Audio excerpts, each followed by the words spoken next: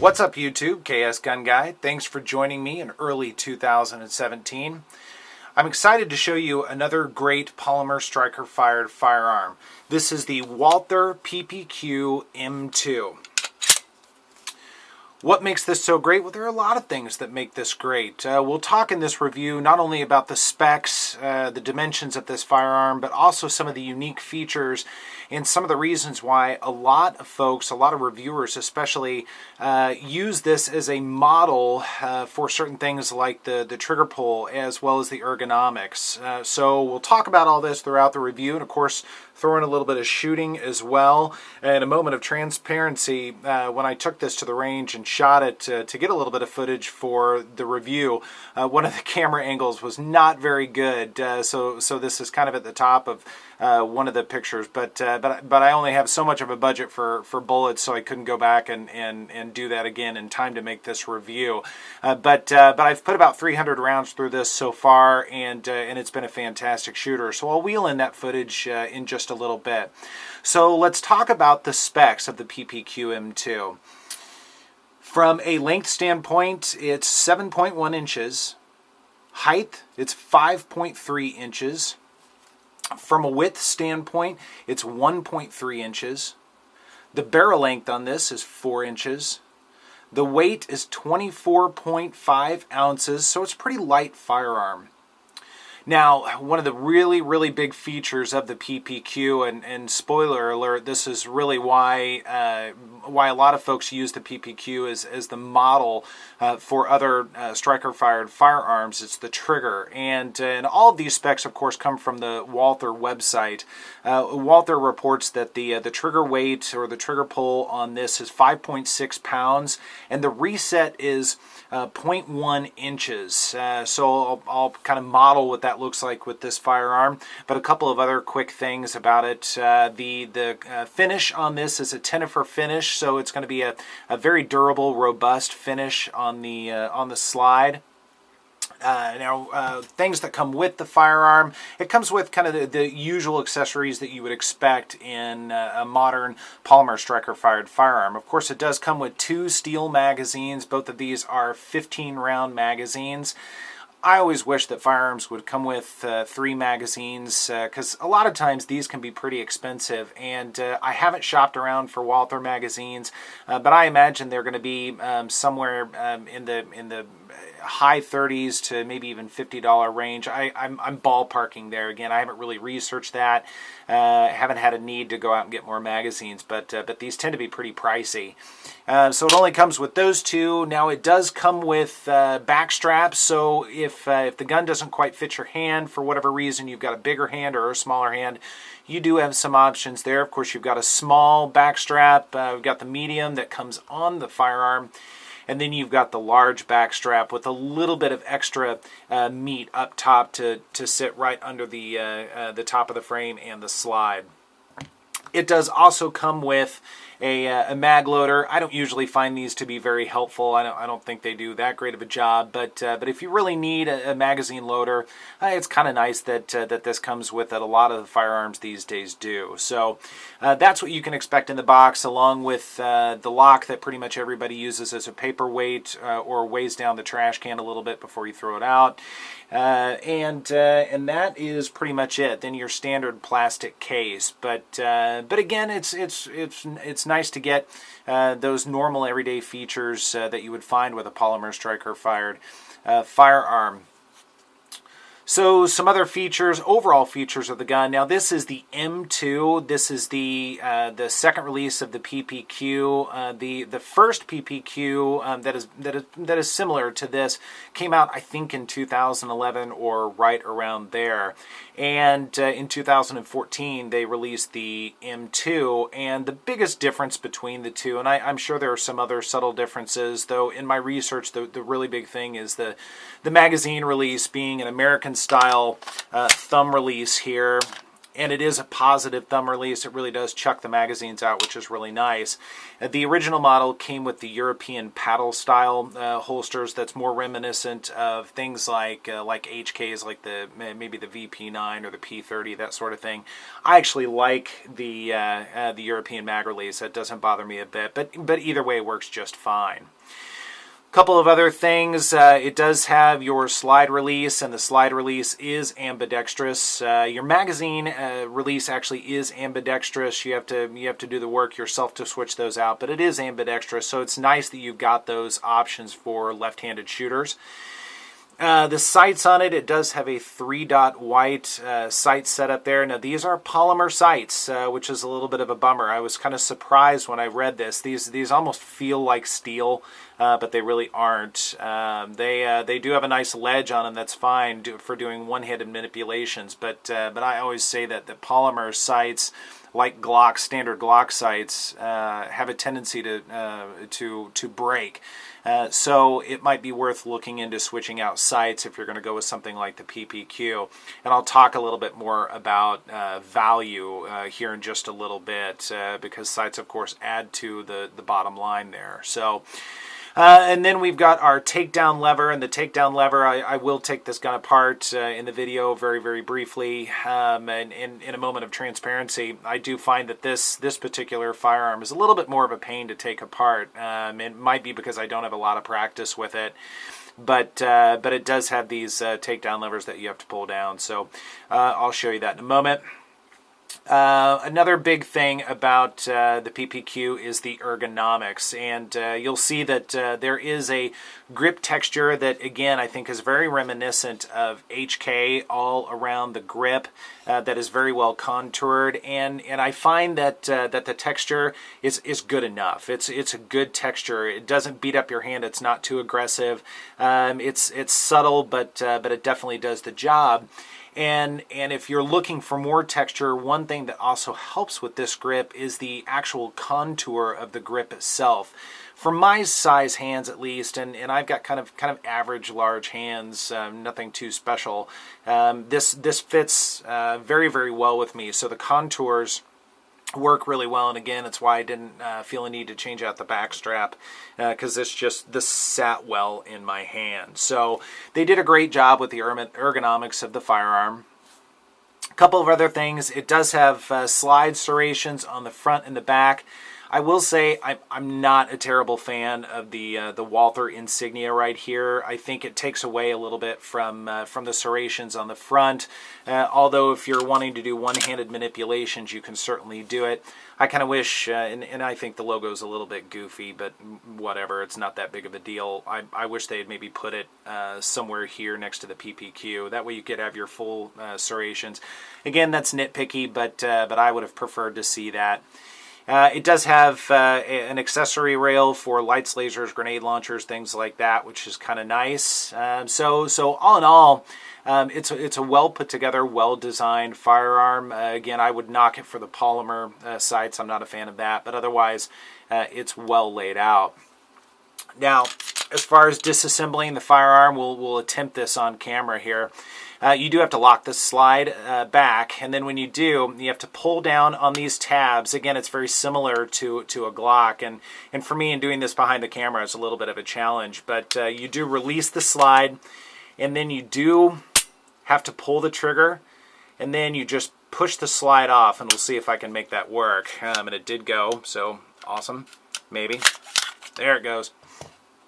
All right, and once you've got the firearm taken apart, you do have your 4 basic components that you would expect to find in any of these modern striker-fired guns. You've got your slide, and it's good construction. They did a great job milling everything out. It's very clean, and it's easy to maintain, easy to clean. I just got back from the range, so it's still a little bit dirty. I just kind of wiped it down for this video.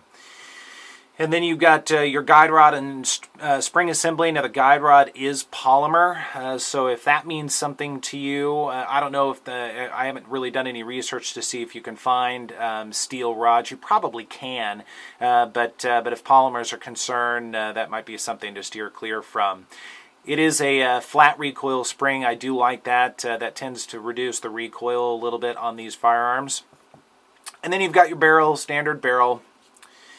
And then you've got your frame, and again, very standard construction. The trigger assembly is a little bit different if you're used to looking at something like maybe a Glock, but essentially it functions the same way, does the same job. And then you've got your 4 metal bars here to hold the slide on, and again, very just kind of typical construction, but well done. I think Walther does do a quality job with their firearms. So putting it back, first thing you do is put the barrel back in the slide and make sure that it's seated. And then you'll put your guide rod in, and it doesn't take a lot of effort to get the guide rod in. It just barely sits in the barrel lug there. And once you do, just put your slide back on the frame.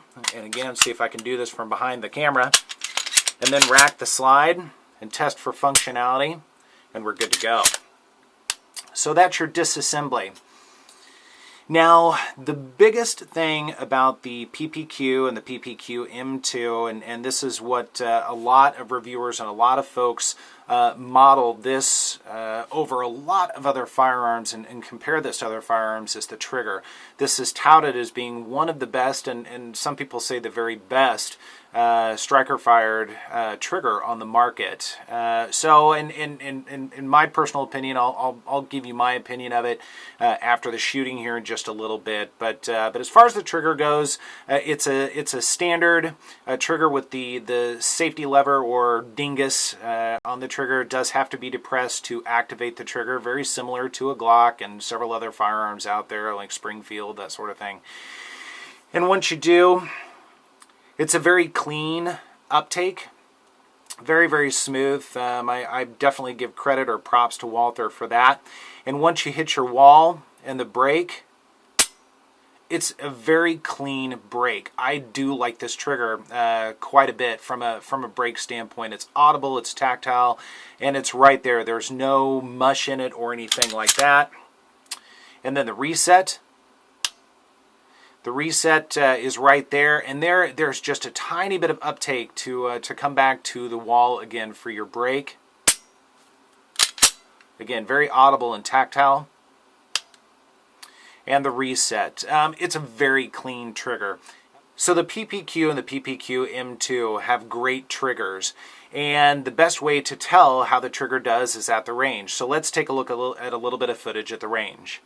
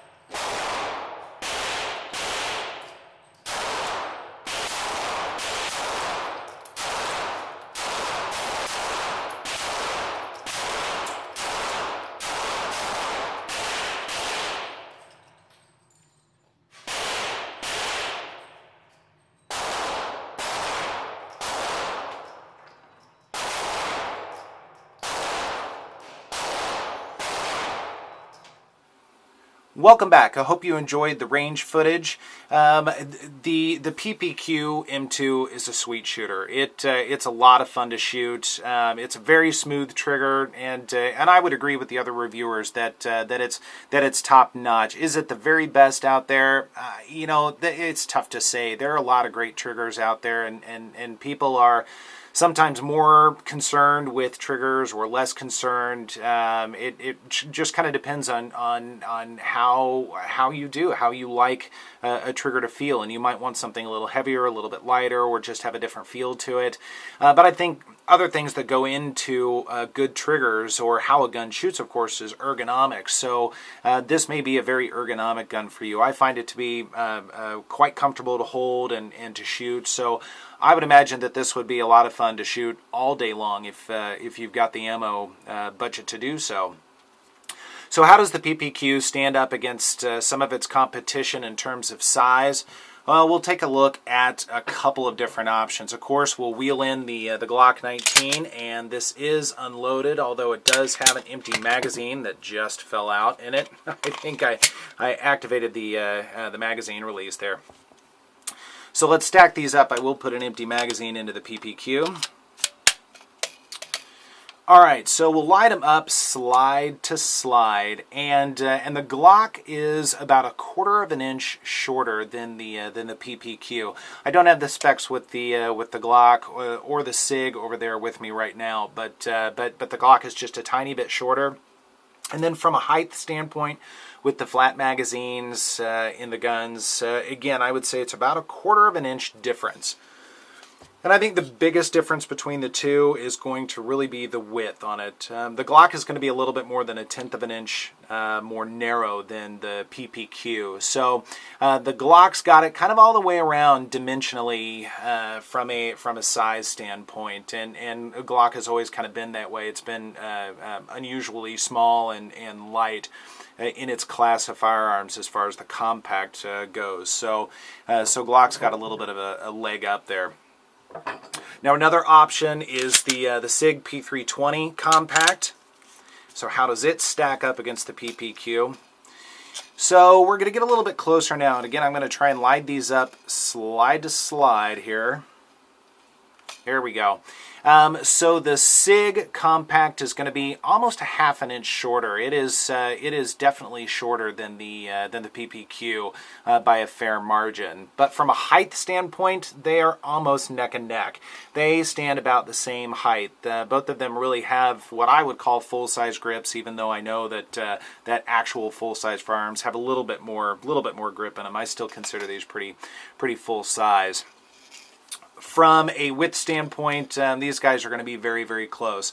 I think the P320 is going to be 1.4 inches versus the 1.3 on the Walther. I think the 1.4 might be a little bit much on that, and I think that might be with the older slide release, not slide release, takedown lever rather. This has the version 2 takedown lever on it. It's a little bit more narrow, but again, they're going to be pretty close. So if width means anything to you, if you're planning to carry these guys, one doesn't necessarily have a leg up on the other. So the other thing to talk about with this, as with any gun, and something that I'm paying more and more attention to as I do these reviews and learn more about a lot of these great options out there as far as polymer striker fired firearms, is value and what you get for your money. So I've told you what comes in the box, the 2 magazines, back straps, the magazine loader, and the nice plastic case, and then of course the firearm. And quality construction, you get all the features that you would want, I would say, in your average firearm. The big knock, again, being the polymer sights on here. It's the same knock that I would give to Glocks. Those are also polymer on your standard Glocks. So if you're looking to carry, my recommendation is always to switch out sights if they're polymer, to go with something steel, perhaps night sights or fiber optic, but at least steel sights, just to make sure that they're a little bit more durable. So I haven't shopped around for what options are available on the PPQ as of yet, but I would imagine it's the same lineup or close to that you would find with most of the other modern firearms here. So you're really looking at spending, you know, $80 to $120 on a pair of sights. And this firearm I did pick up new for just over $600. So that was probably on the high end. You could probably find it a little bit cheaper than that. But in time to do this review, that's what I paid. So for $600, this is what you get. That's probably a little bit expensive, considering, again, you would have to change out the sights. The Glock Gen 4s are generally running right now, at least in my area in Kansas, $575 to $625, and again, having to change out the sights. So again, knock on value for that. Not to say that they're not both fantastic firearms, but again, if you're looking to save some money for ammunition or anything like that, these are considerations potentially for you. Now the SIG is a little bit unusual, and I've come to really appreciate the SIG. I picked this up for $600, and not only I like the finish on it with the flat dark earth, but it also has steel night sights on it. Again, I picked it up for $600, so a little bit more value there, or at least as far as I'm concerned. Again, your mileage may vary. Now, you may find that you just don't shoot the P320 or the Glock or any of these other firearms as well. Maybe this really is the gun for you, which is great. But again, you might want to be considering things like sights, if that means something to you. So, what do I think of overall of the Walther PPQ? Again, a lot of people tout it as being the greatest or one of the greatest triggers out there. I would tend to agree for the most part. I think there are quite a few good trigger options out there, P320 being one of them. The VP9 also has a phenomenal trigger. There are other options as well, but when you get out of the box, not having to do any work or spending any more money or anything like that, the Walther PPQ does have a fantastic trigger. And again, it's a quality firearm. It's well made. It's got great ergonomics, so your bang for your buck is pretty high. I'd give it about a 7.5 or 8 out of 10. I don't know if that really means anything to you or not, but in terms of options, it's a great option as compared to not only the other firearms that you see in front of you, but other firearms as well in its class. So I'd love to hear your comments and your feedback on this. What's your experience with this firearm? Why would you potentially choose this over these others here, or some of the other great firearms that aren't featured on the table or I haven't reviewed yet? And there are a lot that I haven't reviewed and am looking forward to learning more about. So I want to know what you think. So leave a comment, please. I'd appreciate that. And otherwise, please like, subscribe, and share, and I will see you later.